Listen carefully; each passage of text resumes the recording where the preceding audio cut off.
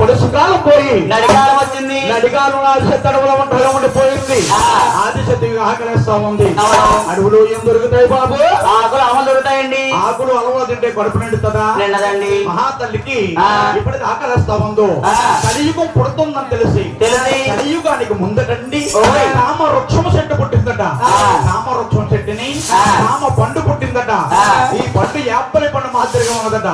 ఇదేదో పండు అనుకుని ఈ మహాతల్లి గబగబా వెళ్ళి అలా భుజించేందుకు బాబు మని బాబు వెళ్ళరా వెళ్ళరా ఓ మాట చెప్పనా?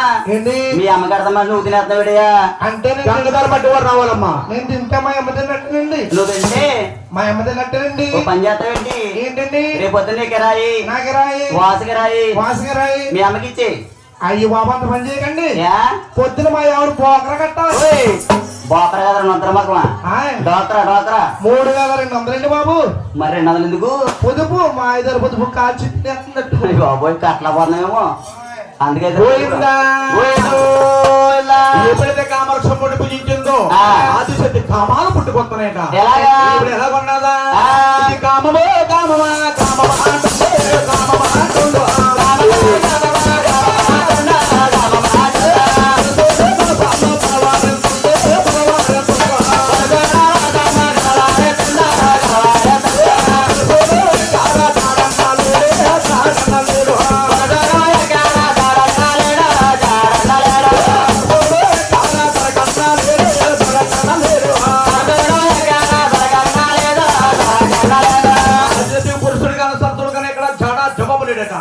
అప్పుడు ఆదిశక్తి దివోజుట్టుగా చూసింది.